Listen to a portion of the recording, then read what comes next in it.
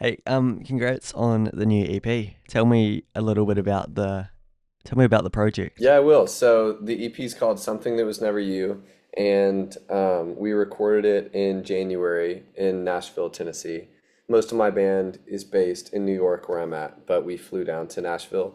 Um, and it was, I don't even know where to begin. It's like such a beast of a project in my mind. But the project started, some of the songs started as early as like 2 years ago when I really started deciding that I wanted to take music seriously and actually try to go for like a career in music. So my writing, I think, went from purely just a hobby that I was sort of like not really giving myself the opportunity to be that confident in to something where I was like, you know what, I'm actually gonna allow myself to like put myself out there and try to chase something great here instead of sort of ironically playing into like, oh, this is just a hobby or like this isn't that big of a deal. So from like the beginning of these songs, they all sort of started with like, okay, let me treat myself like an actual artist and in that light, what do I want to say? So over the last couple of years,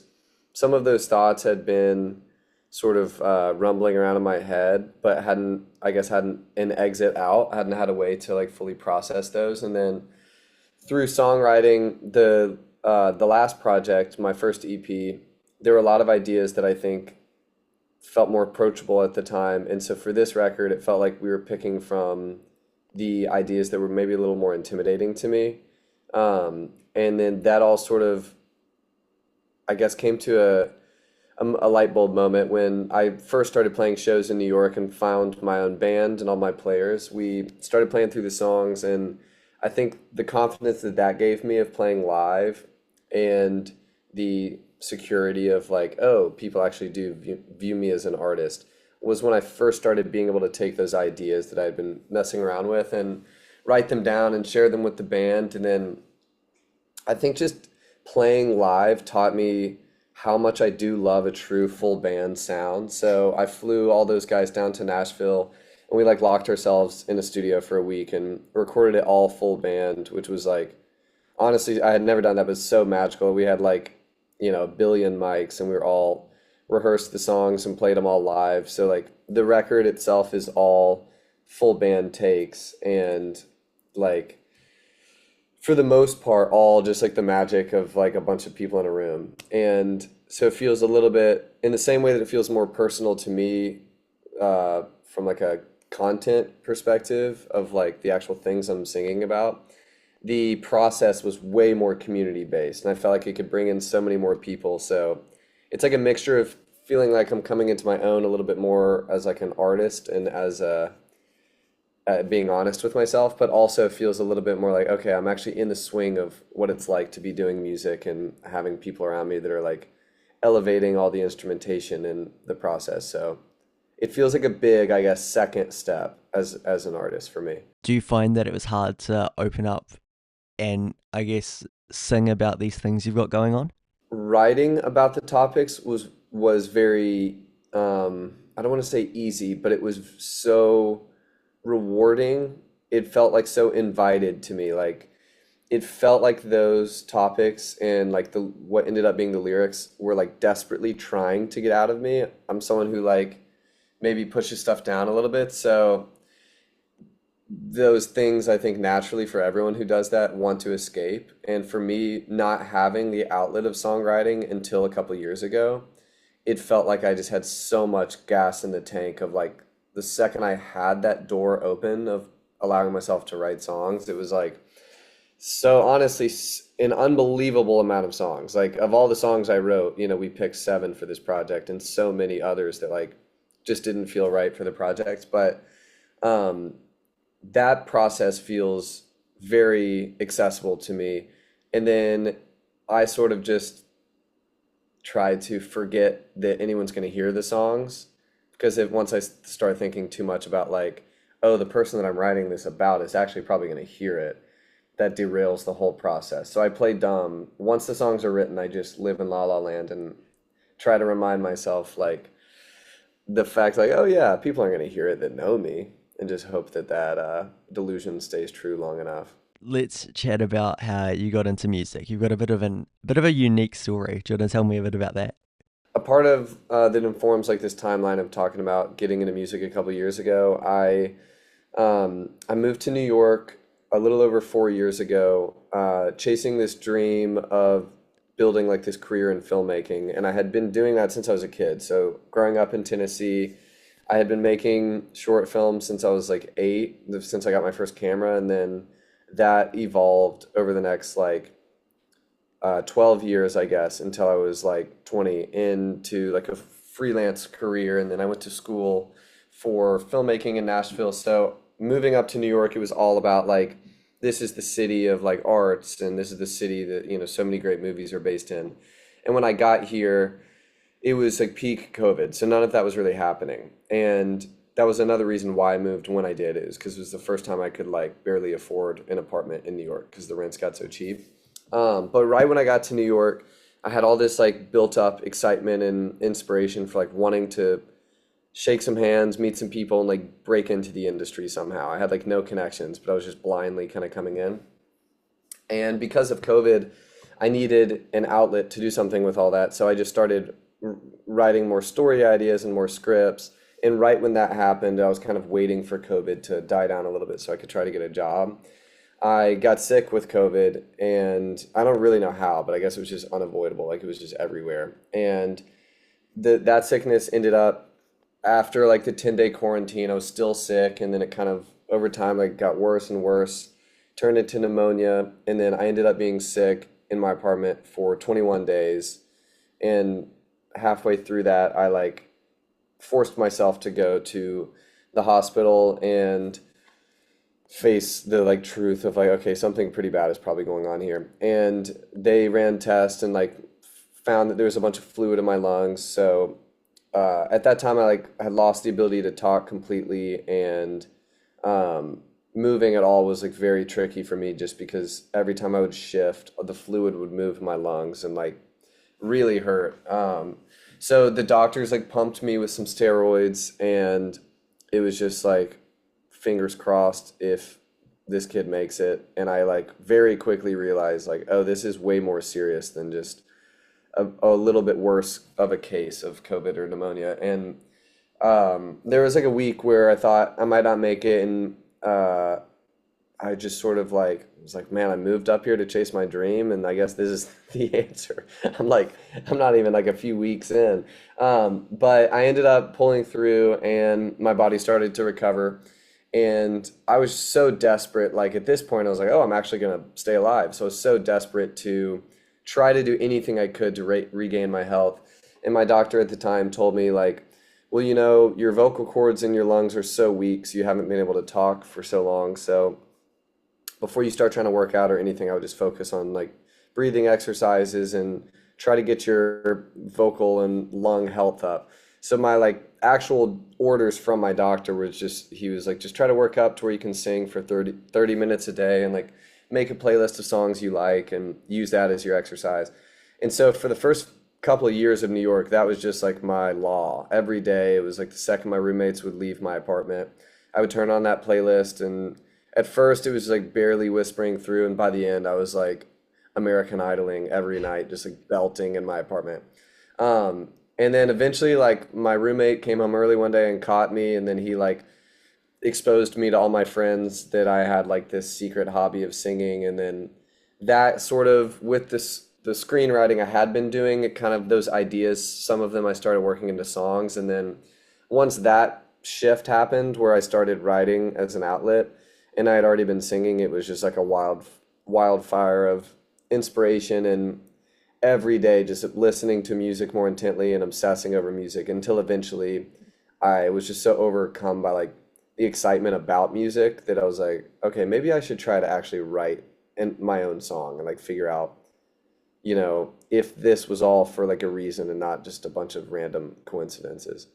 Nice welcome to New York, I'm sure. Yeah, it feels, I mean, I would say I'm an extremely optimistic person. I'm like always trying to find the reason why a bad thing happened. And when I was sick, there was definitely several days where I was just facing the facts of like, yeah, this might be a, one-way train. Like I might not really be able to pull through here, which is pretty crazy because I've always been pretty healthy, and I was like at the time, I was like still, very young, and so now being it took several years, but now I get to look back and kind of rewrite my perspective from that whole time. And for a long time, I was very frustrated asking the world, or like asking God, why would this happen to me so randomly and so severely? And it's been one of the most encouraging things of my life to have been able to live through that experience and kind of keep pushing on, and now be able to look back and be like, oh, now my new favorite thing in my life, my connection to music, that was like the price that I had to pay for those unfortunate events were necessary. And now my relationship to having been sick and that trauma is completely changed. Like I feel no regret or woe is me towards it, because it's like, oh, well, that just, that was for some reason the way that this was supposed to play out.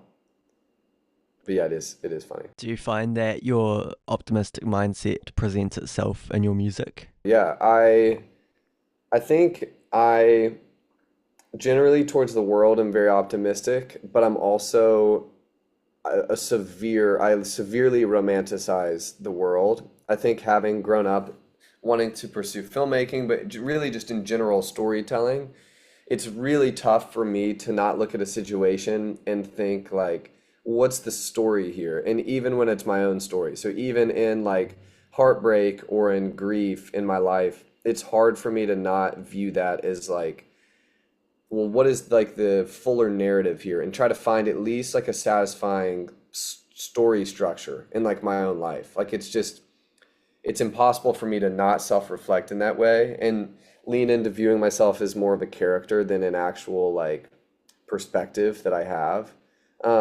And I think because of that, every song that I write has a level of either that optimism or kind of like romanticizing life. And when I get to sing that or listen to the song or like play it on stage, even like my saddest songs, because I do think some of them, even if they sound a little happier, like the actual the subject matter to me is like pretty heavy. Um, I'm more excited being able to be a part of that song because it's like a freeing sensation of letting that heavier topic release. So to me, that is kind of an optimistic way to like use that past experience. I'm not really someone who likes to like sit in negativity, so I'd rather like repackage it as a song and then sort of like let that get off my chest and release. Let's chat about you performing. You've done a couple of gigs. Do you enjoy live performances? Yeah, I honestly think that playing live, I'm playing New York in 5 days on Friday for the EP release show for the project that just released. So we're like, playing it all the way through with a couple other songs. I think I talked earlier about like my encouragement of getting into music and making this project and feeling like the world was like inviting me into doing it. I think to me, the best and clearest example of that experience has been playing the songs live. And like even sitting in a room and just playing the recordings for people when they're finished is a pretty exciting experience. But like I'm very new to releasing music, but I'm extremely new to playing live. Like compared to a lot of the people I work with, I have like barely scratched the surface of playing shows. And that's something that I think like the next couple of years will be defined by that shift and basically being an act that has played very little to hopefully playing all over. That's like the next big goal. And I think that's something that like I'm hearing from the fans, and I want to do everything I can to fulfill my end of that deal. But yeah, to me, like the moment that I played my first show, which was really before I released any music, it was all of the questions of doubt or like, is this really something I want to do? Am I too late to do this? Like, am I qualified to be someone that people would show up to a show to go see?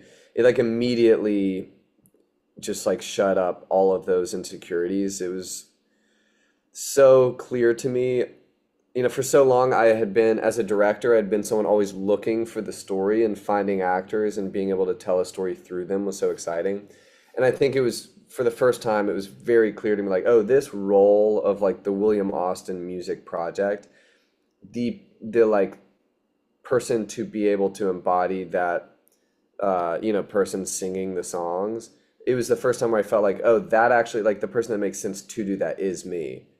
And it wasn't even really, to be honest, like I felt like I wanted to do that. Like, that felt way more nerve-wracking to me than anything. And it felt like something I had no experience in. But the moment it happened, I think it was very clear, like, this is a kind of show, and obviously we're getting better with every performance, but what we're going for is the kind of show that I've always wanted to see and never really seen. And realizing there was an opportunity to do something different and provide an experience for people who aren't fans or who had already been fans of the music. And I think that's just like, that's the never ending goal to me. Like, making the music is obviously everything, and then a separate experience, but like playing the shows, I think, is the pinnacle of like my strange talents and excitements towards the world all kind of come together, knowing like there's a room full of people who are choosing to give me their attention for however long. And I get so eager and excited to like make sure that I'm meeting that end of the bargain of, you've come to be entertained, and like, okay, now I'm gonna do everything I can to deliver on that uh, promise, I guess, of entertainment. Do you find that your background in film translates into music, and does it make making the music not easier, but can you sort of see it from this film perspective? Yeah, I think my confidence in filmmaking, I just did it for so long, and it's still something that I dabble in. I go to the movies all the time. I love filmmaking. But I think that sort of like visual medium is something that is sometimes maybe a little bit less approachable for early artists. The idea of like cover art and merch, like everything visual, cover art, merch, logos, music videos, lyric videos, like TikToks, Instagram posts, anything visual that's tied to the project, including the visual experience of a show. What's the band going to wear? What's it going to look like? Is there going to be a video, whatever. All of that to me feels so secondhand, because I had done, at least once, I had done that for my job for another artist prior, with no knowledge that I would ever be doing it for myself. So I think there were so many ideas that I was so inspired by, but wouldn't exactly fit the projects that I had worked on. So when it was finally time for me to begin to early days brand, like, visually, what is the association of this project going to be? Is so like, it was easy because I was the client. So it was just like, oh, what do I want to do now? And I think like that's maybe a little blanket of comfort going into music so early, is it's like, well, at least I can be satisfied knowing like what I want photos and shows and everything to look like, which is fun.